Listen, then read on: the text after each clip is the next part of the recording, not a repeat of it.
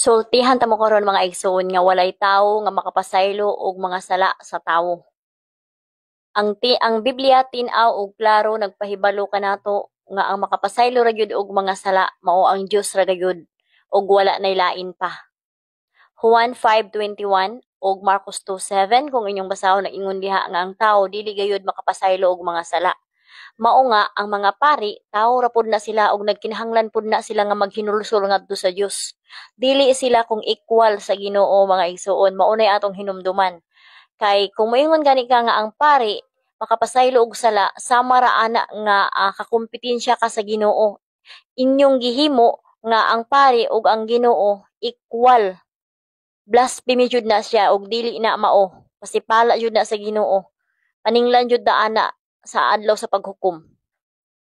Mao na ayaw mo pagtuo ni ana nga ang pari makapasaylo og sala. Kung naa kitay mga gagmay o dagko nga mga sala, iluhod na nato, iampo ngadto sa Dios. Tungod kay ang Dios ra gyud ang makapasaylo ug ayaw mo pagpalimbong sama ni anang ilang giingon nga ang pari makapasaylo og sala. Ang mga pari walay authority ana sa pagpasaylo og mga sala, gawas sa Dios. God bless. Kanang baruganan nga Dios lamang ang makapasaylo og sala, sa tinuod lang kung imong tan-awon ng balaang kasulatan, baruganan na sa mga tawo nga kaaway sa atong Ginoong Jesucristo. Ikot gani nimo ang San Marcos kapitulo 2 bersikulo 7 nga perting sukua sa tawag ini mga Pariseo. At the time sa atong Ginoong Jesucristo kay nakita nila ang Kristo nga tao pagkahuman naghimo sa pagpasaylo og sala. Moto niingon tong mga Pariseo nga kinsa man ka nga nipasaylo kag sala pagkahuman tao ka lamang nya nipasaylo ka, ang Dios lamang ang makapasaylo og sala. So kana nga phrase na or mga pamulong na sa mga kritiko o sa mga wala mudawat sa atong Ginoong Jesucristo. Actually kana magud pod nga phrase na magud siya duha ka presentations nga gihatag. Ang objective truth, ang pagpasaylo og sala nagikan sa Ginoong Dios. Ang pagpasaylo og sala otoridad kana nga gikan gid mismo sa Dios, pero dili ta makapugong naman dili kita makapugong nga ang Dios muhatag og otoridad katong iyang authority iyang ipaambit sa iyang gitawag og mga ministro. Kinsa man iyang mga ministro? Isaiah kapitulo 61 bersikulo 6 mao ang iyang mga kaparian. And at the same time, ingon pa na Ginoong Jesucristo sa San Juan kapitulo 20 bersikulo 23, sumala pa niya si bisan kinsa, si Kristo mismo namulungan na si bisan kinsang sala nga inyong pasayloon kini na pasaylo, si bisan kinsang sala nga dili ninyo pasayloon dili usab kini mapasaylo. Tinuod na nga ang Dios na alamang kaniya ang gikanan sa otoridad sa pagpasaylo og sala. Apan dili kita makabuot sa Dios nga kanang maong otoridad sa pagpasaylo og sala iyang ipaambit ngadto sa iyang mga kaparian. So kung mingon mo nga di tinuod nga ang mga pari makapasaylo og tawag ining sala, tabla lang nga inyo gi-question ang Ginoong Dios. Nga miingon siya si bisan kinsang sala nga inyong pasayloon kini na pasaylo, si bisan kinsang sala nga dili ninyo pasayloon dili usab kini mapasaylo.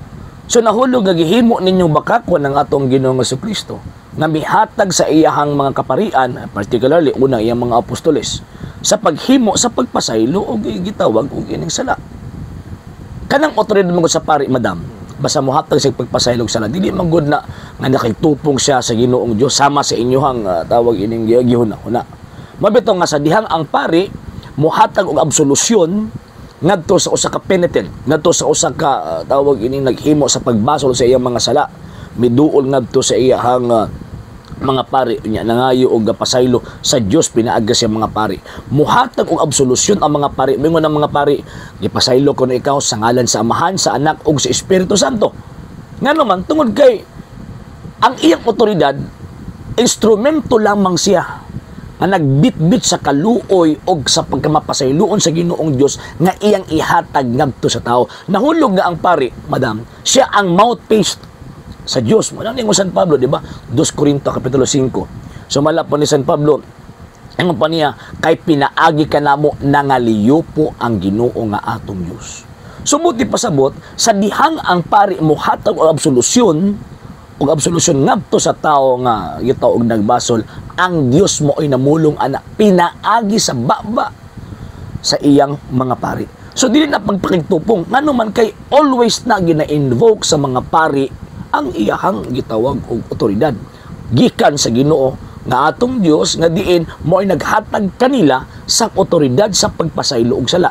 Again ha, kay gipaambit sa Ginoong Dios ang iyahang kagahom sa pagpasaylo og sala ngadto sa iyahang gitawag og mga ministro. Dili pud sab na blasphemy. Ngano man kay ang blasphemy manggod kanang magbuot-buot kag pasaylo, maghatag-hatag kag pasaylo sa gitawag og mga sala nya pagkaman wa na kay otoridad. For example, kanang ginahimo ninyo, kaning mga pastoy-pastoy, mingon na, ikaw na, diretso na sa Ginoo ang atong Diyos niya. Pagkaman mingon din, gipasaylo na ko, Ginoo ko, pasaylo kami sa among mga sala. Ug salamat Ginoo, nagipasaylo minimo sa among mga sala. Gabuot-buot ka, ikaw ang penitent niya pagkaman ikaw ra pud ang mag-act isip judge or isip gitawag og muhatag og pagpasaylo. Niya paggamon imo paging ipahid sa Ginoong Dios. Sus Ginoo ko in taon, usa kadak-kadak mo ni blasphemy. Mo na klarong blasphemy nga mingon ka nga Ginoo go pasaylo ako sa akong mga sala niya totoo mingon na pud ka nga salamat Ginoo nga gipasaylo nako nimo. Nag-angkas God. Mo na klarong blasphemy og maunay ginabuhat sa mga dili Katoliko.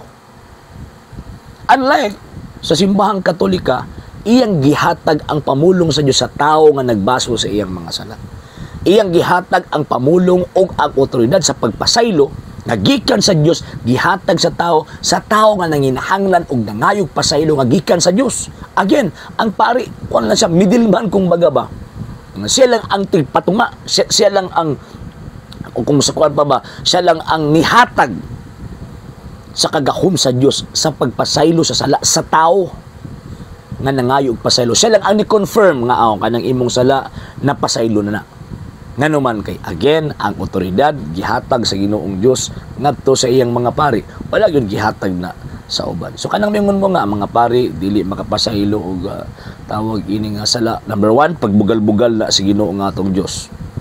Bugal-bugalan ninyo ang Dios ngano man kinihatag na gani sa otoridad niya mingon gyapon mo dili pwede. Number 2, nagpaka-Dios mo. Ngano nagpaka-Dios man mo? Sa hinungdan nga ang Dios na gani kabubuto na gani sa Dios, gihatag niya ang otoridad siya mga pare niya. Mingon mga dili pwede. Di pwede ikaw lang Lord. Dili pwede na Lord. Gibutan ninyo ang Ginoong Dios. Di ba? And number 3, wala mo nituman sa pulong sa Ginoong Dios na nakasulat sa balaang kasulatan. Nga gihatag na pagpasaylo sa mga sala ngadto ang otoridad sa pagpasaylo sa mga sala ngadto sa mga pare niya. Mingon mo dili na pwede. Di mo mutuwa na. Ingon mo, nagbasa mo Biblia. Ingon mo, nagtuo mo og balaang kasulatan. Yang anong kung di mamumudawat anong pulunga? Ano di mamumudawat anang gisulti sa Ginoong Kristo nga si bisan kinsang sala nga niyong napasaylo, kini napasaylo. Si bisan kinsang sala nga di niya pasayloon, dili usab kini pasaylo. Kinsa may lang pasayloon buhay mangumpisan. Di ba? So, isip ba? Sa hindi pa po nakapag-follow sa mga pages po natin, i-follow niyo po yung mga pages po natin. RJ Horolanciano II TV Apolia Punto Argumento page, Kuya Apologies TV page, and RJ's Vlog 2022. And pwede rin po kayo mag-send po dyan ng Facebook stars. And also, sa ating po mga channels, sa hindi po nakapag-subscribe, i-subscribe po ninyo yung mga channels natin. Dalay Catholic, Apologies International Official, RJ Sano II TV, Kuya Apologies TV, and Barrio Kawayan Religious Forum. And pwede rin po kayo mag-send po dyan ng super sticker, super chats, and super thanks. And maraming salamat po sa mga kapatid at mga Katoliko na ulis pong tumutulong sa programa po natin. Maraming salamat po. Nang dahil po sa tulong at suporta po ninyo, ang programa po ito until now andito pa rin po sa social media.